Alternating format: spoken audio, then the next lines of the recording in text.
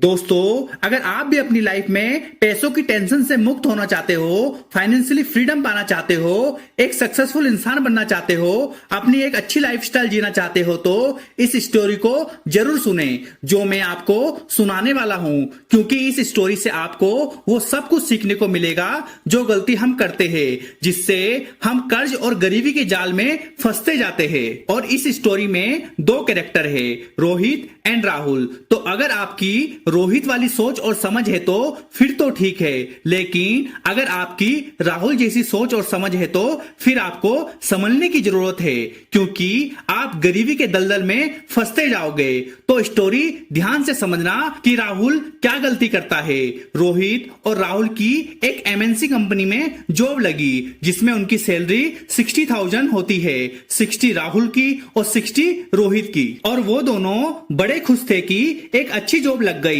और कुछ समय बाद राहुल को लगा कि यार मैं कब तक रेंट में रहूंगा, अपना घर लेना चाहिए। और उसने लोन लेके अपने लिए एक घर ले लिया, जिससे कि वो बहुत खुश हुआ। और उसने यही बात रोहित को बताई और कहा कि भाई तू भी एक घर ले ले, कब तक किराए के घर में रहेगा। पर रोहित ने मना करते हुए बोला कि नहीं यार, समय आने पर ले लेंगे। और रोहित ने घर ना लेके अपनी सैलरी से 15,000 रुपए इंडेक्स फंड में डालना शुरू कर दिया पर मंथ। वहीं कुछ समय बाद राहुल को फिर लगा कि कब तक मैं ऐसे बस और ऑटो के धक्के खाता रहूंगा, मेरे पास एक गाड़ी होनी जरूरी है। और उसने एक कार भी फाइनेंस करवा ली। अब उसकी सैलरी थी 60,000 रुपए, जिसमें उसकी 20,000 रुपए होम लोन की ईएमआई जाती थी और 12,000 रुपए कार लोन और 8,000 रुपए कार का मेंटेनेंस एंड पेट्रोल का खर्चा चला जाता था, जिसमें उसके पास 20,000 रुपए ही बचते थे, जिससे वो अपना घर चलाता था।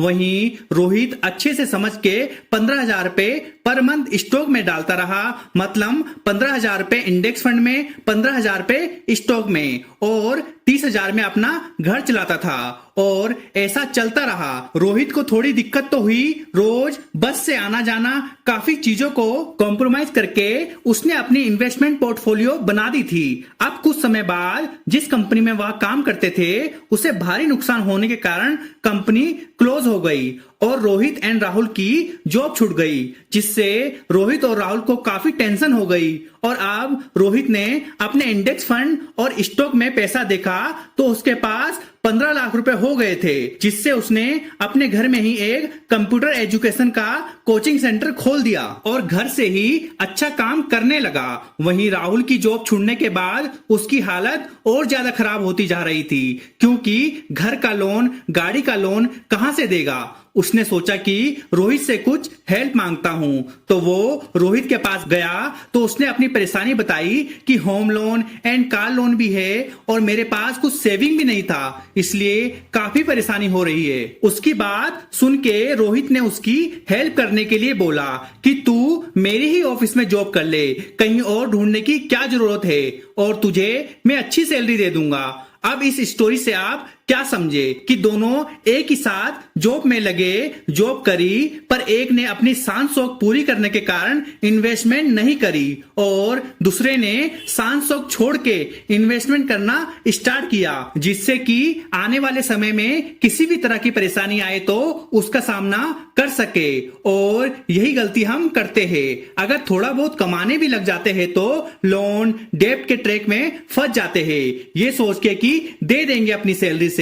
वो इन्वेस्ट करने की वजह अपने शौक पूरे करने में लग जाते हैं, जिससे कि वो इस गरीबी के चक्रव्यूह में फंसते चले जाते हैं। और कभी ऐसी सिचुएशन आ जाए कि बीमार हो जाए, जॉब चली जाए, तो वो उस समय को सरवाइव नहीं कर पाते हैं, क्योंकि पहले से ही वो लेन देन में फंसे हैं, जिससे उनके पास कुछ नहीं बचता। पर वहीं अगर जिसे समझ है वो अपनी सैलरी से, कमाई से सबसे पहले इन्वेस्ट करेगा और उस इन्वेस्ट किए पैसे से जो प्रॉफिट आएगा उससे अपने शौक पूरे करेगा। दोस्तों, इस बात को अगर हम समझ गए तो हमें अपनी लाइफ में पैसों की तंगी कभी नहीं होगी, क्योंकि हमें पैसा बढ़ाना सीखना है, जिससे कि आने वाली जर्नी हमारी सुरक्षित हो जाए। इसलिए सबसे पहले हमें माइंडसेट, इन्वेस्ट माइंडसेट बनाना होगा, तभी जाके करके हम फाइनेंशियली फ्री बन पाएंगे। और इसी नॉलेज को देने के लिए कि किस तरह इन्वेस्ट करना है और कहां कहां करना है, मैं यानी आपका दोस्त आपके साथ है। इसलिए मेरे साथ जुड़े चैनल को सब्सक्राइब करें, जिससे कि आपको मेरे चैनल में फाइनेंस नॉलेज मिलती रहेगी कि कहां और कैसे इन्वेस्ट करें। और प्यारा सा कमेंट करें, वीडियो अच्छी लगी तो वीडियो लाइक करें, अपने दोस्तों के साथ शेयर करें। जय हिंद।